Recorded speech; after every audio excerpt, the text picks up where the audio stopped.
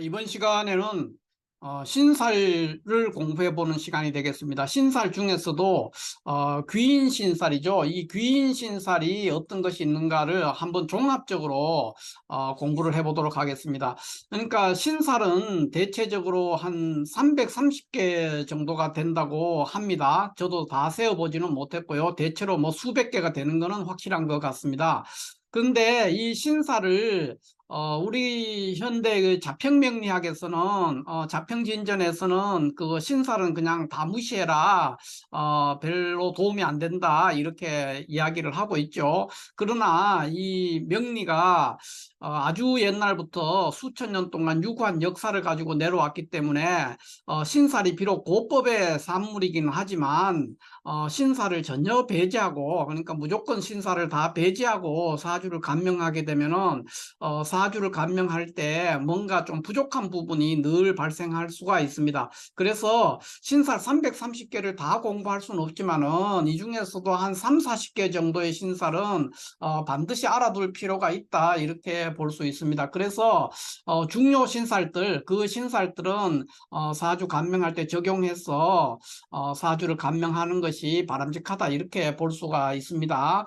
자, 그렇다면 일단 우리가 무슨 귀인, 무슨 귀인, 무슨 귀인 해가지고 굉장히 귀인이 붙는 말들이 굉장히 많습니다. 그러니까 귀인이 붙었다는 것은 일종의 길신이라는 거죠. 신살 중에서도 길신 신살이다 이렇게 볼 수 있는데, 그것이 너무 많아서 도대체 뭐가 있었는지 뭐 듣기는 많이 들었는데 정리가, 종합적인 정리가 되지 않습니다. 굉장히 복잡해가지고 혼란스럽죠. 그래서 제가 중요하게 많이 쓰는 귀인에 해당되는 신살들을 한번 정리해 봤는데, 물론 이거 외에도 더 있을 수 있습니다. 더 있을 수 있지만 대체적으로 한 이 정도, 한 9개에서 10개 정도의 귀인 신사를 사주 감명할 때 가능하면 한번 참조해서 감명을 해라 이렇게 제가 권고해 드리고 있고, 저도 그렇게 보고 있습니다. 이 정도 신살들은 참고하는 것이 많은 사주 감명을 할 때 도움이 되기 때문에 전혀 신살은 필요 없다 이렇게 해서 무시하는 것은 바람직하지 않다 이렇게 볼 수 있습니다. 그러면 이 신사를 볼 것 같으면 대체적으로 여기 이제 한 9개, 10개 정도의 신사를, 귀인 신사를 예시를 해놨는데, 여기에서 우리가 이제 대체적으로 분류를 해보면은 요 세 개, 처음 세 개는, 천을귀인, 월덕귀인, 천덕귀인, 요 세 개는 주로, 어떤 사람의, 인격이라든가 덕망이라든가 성품 이런 것들과 관련되어 있는 신살이 되겠습니다. 그래서 천을귀인이나 월덕귀인이나 천덕귀인 이런 것이 있으면은 대체적으로 덕망이 높고 성격이 온순하고 원만한 그런 성품을 가진 사람들이 굉장히 많습니다. 그러니까 당연히 이런 사람들은 살아가면서 주변에서 도와주는 사람이 많죠. 그러니까 우리가 인자무적이라고 하지 않습니까? 인자무적. 그러니까 인자무적이라는 말이 있듯이 어진 사람에게는 적이 없죠. 그거 마찬가지로 천을귀인이나 월덕귀인이나 천덕귀인이 있는 사람은 대체적으로 성격이 원만하고 온화한 그런 성품을 가지고 있기 때문에 당연히 주변에 인덕이 있게 됩니다. 그래서 그런 성향을 보이는, 주로 인격과 관련되는 귀인이 천을귀인, 월덕귀인, 천덕귀인이다 이렇게 볼 수가 있겠습니다. 그 다음 이 세 개, 문창귀인이나 학당귀인이나 문곡귀인, 요 세 개는 요거는 주로 어디에 두냐, 학업이라든가 또는 뭐 두뇌라든가 학업이나 두뇌와 관련된, 또는 재주, 학업, 두뇌, 재주, 그러니까 어떤 재능에 관련되는 거죠. 그런 거에 관련되는 신살이다 이렇게 볼 수 있습니다. 그 다음에 이제 제고귀인, 천주귀인, 뭐 일덕, 압록귀로 요것들은 다 뭐냐 하면은 그 의식주와 관련되는 겁니다. 그러니까 먹고 살고 입고 먹고 사는 의식주와 관련되는 의식주, 또는 부귀, 그러니까 귀는 모르지만 부한 거, 그러니까 돈과 관련되는 거라는 거죠. 돈 또는 먹는 문제, 그런 거. 그러니까 살아가는 데 있어서 아주 기본적인 것들이죠. 그러니까 그 외에 좀 더 나아가면 이제 돈이라든가 이 사람이 부자냐 아니냐 이런 거를 판별할 때 참조를 할 수 있는 신살이 제고귀인, 천주귀인, 일덕, 압록, 귀록 이런 것들이 해당이 될 수가 있겠습니다. 그러면 오늘은 이 귀인들을 신살 중에서 귀인들 한 10개 정도가 되는데, 이 10개 정도 되는 귀인 중에서 먼저 우리가 신살을 이미 천을 귀인에 대해서 모르시는 분들은 거의 없습니다. 거의 없는데, 일단 그래도 천을 귀인이 뭐 대부분의 명리 선생이나 사이트에서 천을 귀인에 대해서 설명을 잘 하고 있습니다. 그렇기 때문에 뭐 별도로 뭐를 얘기할 건 없지만은, 그래도 오늘은 첫 시간이니까 천을 귀인을 중심으로 얘기를 하고, 다음 시간에는 이제 월드 귀인 이렇게 쭉 한번 이렇게 훑어보도록 하는 그런 시간을 갖도록 하겠습니다. 먼저 천을 귀인이라고 하면은 잘 아시다시피 천을 귀인이라는 것은 그 일간을 기준으로 했을 때 갑무경, 갑일간이나 무일간이나 경일간이면 지지 어딘가에서 축이나 미를 볼 때, 그 다음에 을이나 기가 일간이면은 자신을 볼 때, 병정이면은 해유를 볼 때, 신이면은 인호를 볼 때, 임계면 사묘를 볼 때 천을 귀인이 있다, 이렇게 볼 수가 있습니다. 그러나 이 천을 귀인은 형충이 되거나 또는 공망이 되거나 이런 일들이 생기면은 그 천을 귀인으로서의 기능을 쓰지 못한다는 것을 참조로 알고 있을 필요가 있습니다. 그러니까 천을 귀인이 이때 형충되거나 형충이 되지 않아야 되고 공망도 되지 않고 온전하게 천을 귀인이 천을 귀인으로서 존재했을 때 그 천을 귀인으로서 역할을 한다, 이렇게 볼 수가 있습니다. 그러면 왜 이렇게 갑무경 일간이 갑무경일 때는 충미가 천을 귀인이 되고, 을기가 일간일 때는 을이나 기가 일간일 때는 자신이 천을 귀인이 되고, 병정은 해유가 천을 귀인이 되고, 신일간은 인호가 천을 귀인이 되고, 임계일간은 사묘가 천을 귀인이 되느냐 하는 이 부분에 대해서는 굉장히 이론이 굉장히 복잡한 어떤 설명이 굉장히 길다는 거죠. 그래서 이 천을 귀인의 유래, 그러니까 천을 귀인이 왜 이런 글자들이 천을 귀인이 됐는가, 갑무경 일간에는 왜 충미가 천을 귀인이 됐고, 을기는 왜 자신이 천을 귀인이 되고, 이런 얘기들에 대해서 더 궁금하신 분은 삼명통회라는 고서가 있습니다. 삼명통회. 삼명통회는 총 이게 12권으로 이루어져 있어요. 12권인데 그 중에서 3권, 삼명통회 3권에 가면은 이 천을 귀인이 갑무경 일간은 왜 충미가 천을 귀인이 되고, 을기 일간은 왜 자신이 천을 귀인이고, 병정은 왜 해유가 천을 귀인이며, 신은 왜 인호냐, 임계는 왜 사묘가 천을 귀인이냐 하는 것들에 대해서 그 유래와 그렇게 되는 이유, 이런 것들에 대해서 굉장히 자세하게 설명이 됐습니다. 물론 삼명통회 이 3권에는 뭐 이거 외에도 중요 신살들에 대한 자세한 설명이 나와 있습니다. 그래서 이 삼명통회를 찾아서 좀 더 깊이 있게 공부하고 천을 귀인에 대해서 좀 더 깊이 있게 알고 싶으신 분은 이 삼명통회 3권을 찾아서 거기에서 천을 귀인에 해당되는 부분을 좀 더 깊이 있게 공부를 하시면 될 것 같고요. 오늘 이 자리에서는 그 유래를 얘기하기는 너무 길고 얘기가 복잡해 흘러가기 때문에 일단 생략하고, 또 우리가 사주를 감명할 때 갑일간이나 무일간이나 경일간은 지지의 축이나 미를 보면 천을 귀인이 된다, 요거까지만 알아도, 또는 을일간이나 기일간은 지지의 자나 신을 보면 천을 귀인이 있다, 이렇게 보는 요것만으로도 사주를 감명하는데 충분하다, 뭐 이렇게 충분할지까지는 모르겠습니다. 큰 불편함이 없다, 그러니까 큰 오류를 범하지 않는다, 이렇게 말할 수가 있습니다. 그래서 오늘은 그런 삼명통회 3권에 기반한 왜 이 갑무경 일간에는 충미가 천을 귀인이 되고, 을기 일간은 왜 자신이 천을 귀인이 되고 하는 것에 대해서는 제가 설명을 생략하도록 하겠습니다. 여기서 이제 우리가 왜 천을 있냐 하는 건데, 이게 이제 실제로 그렇게 될지 어떨지는 뭐 저도 확신은 없습니다만은, 천을이라는 말을 쓰는 사람이 이 탕임금을 천을이라고 하거든요. 그러니까 고대, 중국의 고대 탕임금이라고 성군이 있습니다. 중국의 성군이라고 할 것 같으면은 요순, 우탕, 그 다음에 문왕 있죠. 주나라의 그 문왕이 있고, 그다음 그 아들 무왕, 주공, 또 공자, 이렇게 이제 8대, 그러니까 8대 성인을 할 때 요수무탕, 문무, 주공을 8대 성인한테 그 중에 탕임금이라고 있습니다. 이 탕임금은 우나라의 마지막 임금이 이제 걸이라는 사람이 있는데, 이 걸을 그러니까 우나라 마지막 왕을 이제 탕임금이 처부수고, 그러니까 은나라의 시조죠.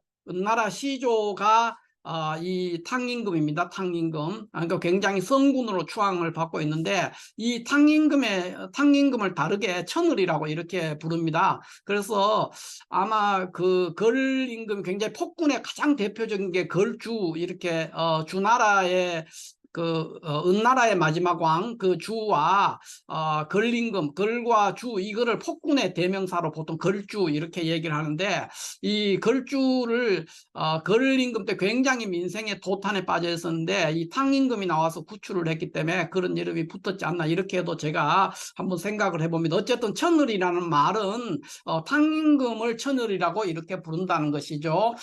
그런 부분을 이제 참조해서 기억을 하시면은 천을 귀인을 이해하는데 훨씬 더 도움이 될 것 같아서 제가 말씀을 드리는 겁니다. 그런데 여기서 우리가 천을 귀인을 볼 것 같으면 간무경은 충미고, 을기는 자신이고, 병정은 해유고, 신은 인호고, 임계는 사묘, 이렇게 천을 귀인이 됐단 말이에요. 근데 여기에 자세히 보면은 진과 술이 빠져 있어요. 이거 10개잖아요. 총 10개니까 10개 중에서 진과 술이 없어요. 그래서 왜 진과 술은 천을 귀인이 없느냐, 이렇게 의심을 할 수가 있는데, 진과 여기 보시면 자추, 묘, 그 다음에 진은 여기 있고요. 그 다음에 사오미, 신유, 술, 해, 이렇게 되잖아요. 그러니까 진과 술이 빠져 있어요. 12지지 중에서 다른 것들은 다 누군가의 천을 귀인이 되는데, 지지 12개 중에서 다른 글자들은, 진과 술을 뺀 다른 글자들은 어떤 천간 글자의 천을 귀인으로 역할을 한단 말이에요. 근데 진과 술은 천을 귀인으로서 역할을 못하고 있어요. 천을 귀인에서 빠져 있죠. 이게 왜 이러냐, 이거에 대해서도 이제 삼명통회에서 3군의 천을 귀인편에서 잘 설명을 하고 있어요. 자세하게. 근데 제가 여기서는 깊이 있게 그거를 설명을 하기에는 너무 시간이 부족하기 때문에 아까도 말씀드렸듯이 삼명통회를 찾아서, 더 궁금하신 분들은 삼명통회를 찾아서 읽으시면 된다, 이렇게 말씀을 드리고요. 그 이유는 간단하게 말씀드리면, 자, 여기에 구궁도입니다. 이 그림이 구궁도로 낙서 구궁도인데, 여기에 진과 술이 있어요. 그래서 진은 우리가 임수의 묘지가 됩니다. 임수는 신자진을 쌍합하니까 진이 묘지가 되고, 그 다음에 이 술토는 병화의 묘지가 됩니다. 그래서 양 중에 양이라는 병화는 술토에서 묘지에 들어가고, 음의 대표자라고 할 수 있는 임수는 진에서 묘지에 들어갑니다. 그러니까 음양이 절멸하는 곳이다, 이렇게 보통 말합니다. 음양이 절멸하고, 그러니까 여기에서는 음이 절멸하고 양사화가 녹지가 되죠. 화의 녹지가 되고, 그 다음에 여기 술에서는 병화가 묘지잖아요. 그러니까 묘지에 들어가면서 해수, 그러니까 음의 녹지, 임수의 녹지가 됩니다. 여기가. 그러니까 양은 죽고 음은 살아나는 장소, 그러니까 양생음사, 뭐 음양 순역지설, 그 낙서 구궁도에서 말하는 양생음사, 그 이론도 설명을 이것이 하고 있지만은, 동시에 음과 양이 모두 죽는 자리, 이 죽는 자리가 되기 때문에 천을 귀인이 들어오지 않습니다. 천을 귀인이 임하지 않는다 그래서요. 그래서 진술에는 천을 귀인이 임하지 않고, 진술에 임하는 것은 우리가 괴강살이 이제 진이나 술이 이제 여기에 괴강살이 붙죠. 그래서 천간의 양간들 무경임에서 진과 술을 갖다 붙이면 진술 이렇게 하면은 무진 무술, 경진 경술, 임진 임술, 이게 괴강살이 되죠. 그러니까 괴강살은 지지에 진이나 술이 있는 것이 괴강살이 되는 겁니다. 그런데 축과 미도 있단 말이에요. 축과 미도 있지만 진과 술은 없어요, 이 천을 귀인에는. 그래서 천을 귀인에 왜 진과 술이 없느냐, 그것은 음양이 절멸하는 곳이기 때문에, 그래서 천을 귀인이 임하지 않고, 그러면 진과 술에는 무엇이 임하느냐, 괴강살이 임한다, 이렇게 보는 겁니다. 그 원리가 그렇게 돼서 이렇게 돼 있다는 것을 이해하시면 될 것 같아요. 그러면 천을 귀인이 있으면 천을귀인은 어떤 작용을 하느냐 했는데, 아까 전에 이 천을귀인뿐만 아니라 월덕귀인, 천덕귀인 이 세 개가 다 어떤 인격이라든가 덕망이라든가 성품 이런 것과 관련된 신살이라 그랬어요. 그래서 천을귀인이 지지에 있는 사람은 대체로 성격이 굉장히 원만하고 당당하고 또 따뜻해요. 온화하고 덕망이 있는 그런 모습을 봅니다. 성품적으로 굉장히 원만하고 인격적으로 굉장히 성숙되어 있는 그런 모습을 보이고요. 그렇기 때문에 주변에 적이 없을 수 있죠. 그러니까 도와주는 사람이 많이 나옵니다. 그래서 천우신조하는 그런, 그러니까 하늘이 돕고 조상이 돕는다는 거죠. 그리고 대체적으로 인덕이 있게 되는 그런 성향을 보인다, 이렇게 볼 수 있습니다. 신사를 우리가 감명할 때는 뭐 그걸 가지고 기륭성패를 격국의 성패라든가 기륭성패를 가늠할 수는 없습니다. 신사를 가지고 신살이 아무리 천을귀인이 많이 있어도 그걸로 기륭성패라든가 격국의 성패를 판단할 수는 없습니다. 다만 신살을 가지고 우리가 도움을 사주가면 도움을 받을 수 있는 것은 그 사람의 성격이라든가 직업이라든가 또는 뭐 배우자와의 관계, 이런 부분들에 대해서는 상당한 부분 우리가 도움을 받을 수 있습니다. 신살이 있는 것들을 보고 뭐 대인관계라든가 이런 것들을 보는 되지만, 특정한 어떤 해에 어떤 일이 뭐 성할 거냐, 그러니까 성공할 거냐, 실패할 것이냐는 격국의 성패 이런 것들을 신살로 가지고는 판단할 수 없습니다. 그러니까 전반적인 그 사람의 성격이나 직업이나 배우자 관계나 대인 관계 이런 것들이 어떻게 흘러가느냐 하는 그런 것들은 이제 판단하는데 중요한 어떤 참고 자료가 될 수 있다, 이렇게 볼 수가 있겠습니다. 그러면 신살 중에서 여기에서 보면은 이제 구체적으로 한번 보면 어떤 경우를 말하냐면, 일간이 정일간이라면은 이렇게 정일간이면 해나 유가 지지에 있으면 그게 천을귀인입니다. 그러니까 해나 유가 이렇게 있으면 천을귀인이고요. 또 이 해나 유가 유 중에서 하나만 있어도 된다는 겁니다. 두 개 다 있으면 좋지만 이 중에 한 개만 있어도 천을귀인으로서 역할을 한다, 이렇게 볼 수 있고요. 이런 거는 이제 일지와 시지에 있는데 주로 천을귀인이 어디에 있으면 좋냐 이렇게 하면은 월지나 일지 요런 데 있으면 좋고, 시지에 있는 것도 나쁘지 않습니다. 그러니까 월일시에 있는 건데 주로 이제 월지나 일지 쪽에 천을귀인이 있으면은 더 유용하게 쓸 수가 있죠. 왜냐하면 월지는 부모 형제의 궁이고 나의 사회 활동을 관장하는 곳이기 때문에 그렇습니다. 일지는 내 자신에 관한 것이고 시지는 나의 말년 이런 거, 그러니까 장년 이후의 시간을 얘기하는 거기 때문에 월일시에 있으면 좋은데 그 중에서도 월이나 일에 있으면은 아주 좋다, 이렇게 볼 수가 있습니다. 자, 그 다음에 요런 경우는 이제 하나만 있는 거죠. 이제 갑이니까 갑일간은 여기 보면 축이나 미가 지지 어딘가에 있으면 되거든요. 그러니까 월지에 축이 있으니까 월지에 천을귀인을 가지고 있다, 이렇게 말할 수 있습니다. 물론 여기에 이제 천을귀인은 항상 형충이나 공망이 되지 않아야 돼요. 공망이 되지 않는다는 조건, 형충이나 공망이 되지 않고 온전하게 있을 때 천을귀인으로서 역할을 한다, 이렇게 볼 수 있습니다. 그 다음에 이런 경우는, 자, 신금은 여기 보면 신금은 천을귀인이 인이나 오단 말이에요. 여기 인이나 오가 없어요. 그래도 이런 경우에도 천을귀인이 있다, 이렇게 봅니다. 왜 있다고 보느냐? 여기에 축하고 묘하고 사이에 여기에 요 자리에 인이 있다는 거죠. 인. 그러니까 지지 배열상으로 축, 인, 묘 이렇게 흘러가잖아요. 그래서 인이 여기에 협귀대가 있는 거예요. 그러니까 이런 경우를 이제 협귀일에 있다, 이렇게 얘기를 합니다. 그래서 이런 경우도 천을귀인이 있는 걸로 이렇게 간주를 합니다. 자, 이렇게 해서 우리가 오늘 신살, 귀인신살을 종합적으로, 귀인신살이 굉장히 많은데 이게 도대체 몇 개인지 몰랐어, 또는 너무 많아가지고 이거 외에도 굉장히 많거든요. 그런데 우리가 주로 많이 쓰는 귀인신살이라고 하면 대체적으로 이 정도 한 10개 정도가 되는데, 그거를 한번 이 기회에 귀인이 도대체 몇 개야, 이것도 파악이 안 됐는데 대충 이 정도를 알고 있으면 돼요. 신살에 대해서 귀인 신살 이 정도라고 이외에도 더 있지만은 이 정도를 알고 있으면은 사주를 감명할 때 큰 불편함이 없다 이렇게 볼 수가 있습니다. 그 다음에 아까 저 낙서구궁도 부분을 얘기했는데 낙서구궁도는 하도 낙서에서 낙서 부분에 해당되는데 요거는 이제 여기에서 자에서부터 여기 지지를 배분했을 때 자, 축인, 묘, 진사, 오, 미신, 유, 그 다음에 여기는 지금 수레 이렇게 12지지를 이렇게 배분할 수가 있어요. 가운데를 비워놓고 그렇게 했을 때 여기에 진사가 오고 동남방이죠. 동남방에 진사가 오고 서북방에 수레가 배치가 됩니다. 거기에서 술토와 진토는 양과 음의 묘지에 해당되기 때문에 음양이 절멸하는 곳이다. 이렇게 해서 천을귀인이 임하지가 않는다. 이렇게 이해를 하면 어쨌든 뭐 천을귀인과 이런 것들에서 잘 이해를 했고요. 그러면 진술에는 뭐가 임하느냐? 진술에는 괴강살이 임한다. 이렇게 봅니다. 그래서 우리가 보통 천을귀인에 맞서는 천을귀인을 우리가 하느님이라고 본다면 괴강살은 사탄이다.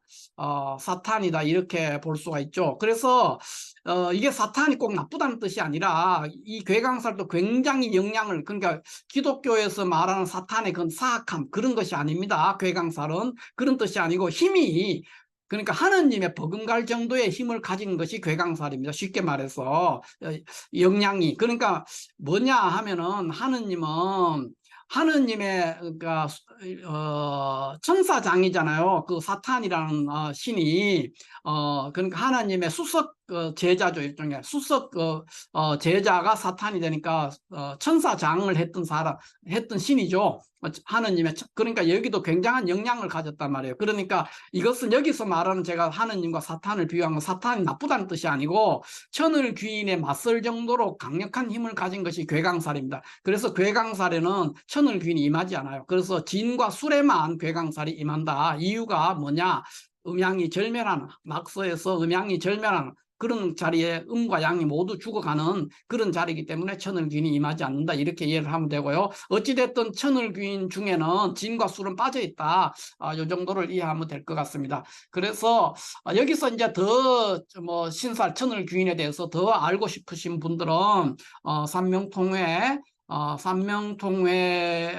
삼명통회라는 고서가 있습니다. 여기에 3권을 읽으시면 여기에는 이제 천을귀인뿐만 아니라 주요 신살에 대해서 자세한 설명을 아주 길고 짜임새 있게 되어 있습니다. 그래서 그거를 읽으시면 될 것 같고요. 우리가 일반적으로 사주 감명할 때는 이 정도만 해도 뭐 큰 무리는 없을 것이다 이렇게 보고 있습니다. 자, 이렇게 해서 오늘은 귀인, 신살 중에서 귀인들이 굉장히 많았고 규모가 어느 정도 되는지를 우리가 몰랐는데 그걸 한번 중요한 신살, 중요한 귀인 신살을 중심으로 한 10개 정도를 모아놓고 다음 시간에는 월덕귀인, 천덕귀인을 설명하고 이렇게 해서 한번 전체적으로 한번 훑어보는 그런 시간을 가져봤습니다. 감사합니다.